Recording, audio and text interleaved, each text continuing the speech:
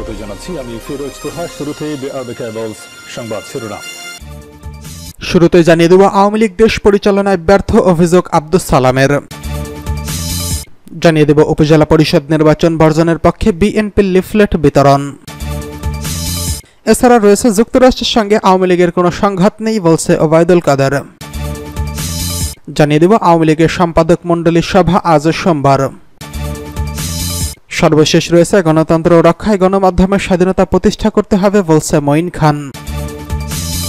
আওয়ামী লীগ দেশ পরিচালনায় ব্যর্থ অভিযোগ আব্দুস সালামের। দেশ পরিচালনায় আওয়ামী লীগ ব্যর্থ বলে মন্তব্য করেছেন বিএনপি চেয়ারপারসনের উপদেষ্টা ও ঢাকা মহানগর দক্ষিণ বিএনপির আহ্বায়ক আব্দুস সালাম।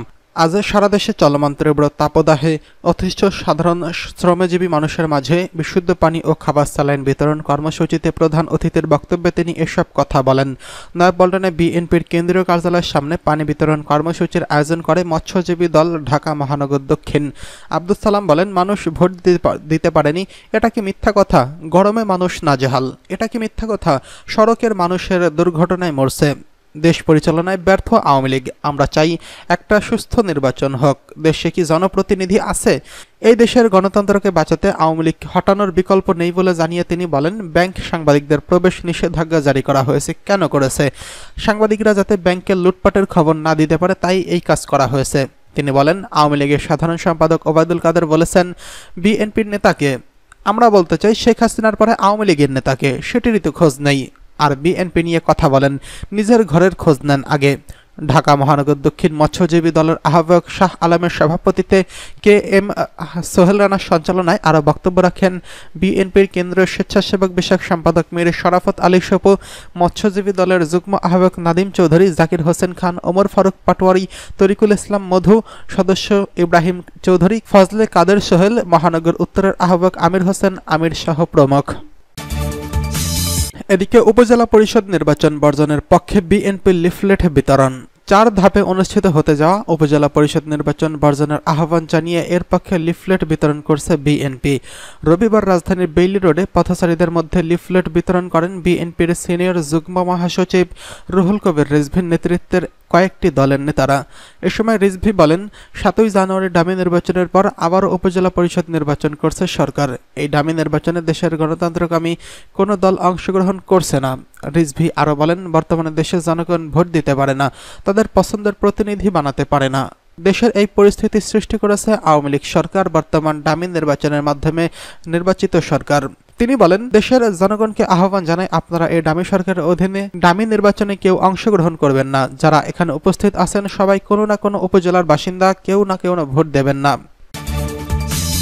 যুক্তরাষ্ট্রের সঙ্গে আওয়ামী লীগের কোনো সংঘাত নেই বলছে ওবায়দুল কাদের। আওয়ামী লীগের সাধারণ সম্পাদক সড়ক পরিবহন সেতুমন্ত্রী ওবায়দুল কাদের বলেছেন, যুক্তরাষ্ট্রের সঙ্গে আওয়ামী লীগের কোনো সংঘাত নেই, তবে সত্য বললে তাদের স্বার্থে আঘাত লাগে, তাহলে তো কিছু করার নেই। রাজধানীর ধানমন্ডিতে আওয়ামী লীগের সভাপতির রাজনৈতিক কার্যালয় সংবাদ সম্মেলনে তিনি এসব কথা বলেন।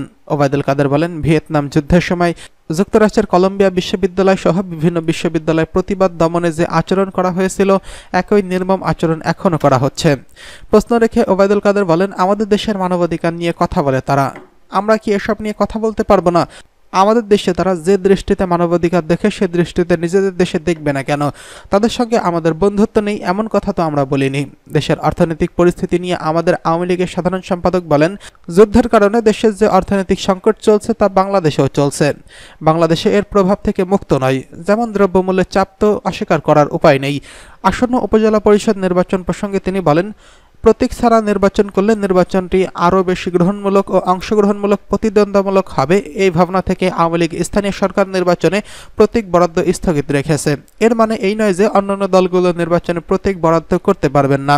তারা চাইলে তাদের নিজের ইচ্ছামতো দলীয় প্রতীক ব্যবহার করে নির্বাচন করতে পারবেন। এদিকে আওয়ামী লীগের সম্পাদক মণ্ডলীর সভা আজ সোমবার।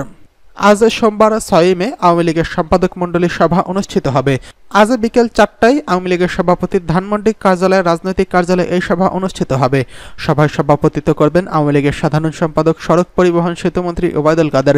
আওয়ামী লীগের এক প্রেস বিজ্ঞপ্তিতে জানানো হয়েছে এই তথ্য। সংশ্লিষ্ট সবাইকে যথাসময়ে উপস্থিত থাকার অনুরোধও জানানো হয়েছে। গণতন্ত্র রক্ষায় গণমাধ্যমের স্বাধীনতা প্রতিষ্ঠা করতে হবে বলছে মঈন খান। বাংলাদেশের গণতন্ত্র রক্ষায় গণমাধ্যমের স্বাধীনতা প্রতিষ্ঠিত করতে হবে বলে উল্লেখ করেছেন বিএনপির স্থায়ী কমিটির সদস্য ডক্টর আব্দুল মঈন খান।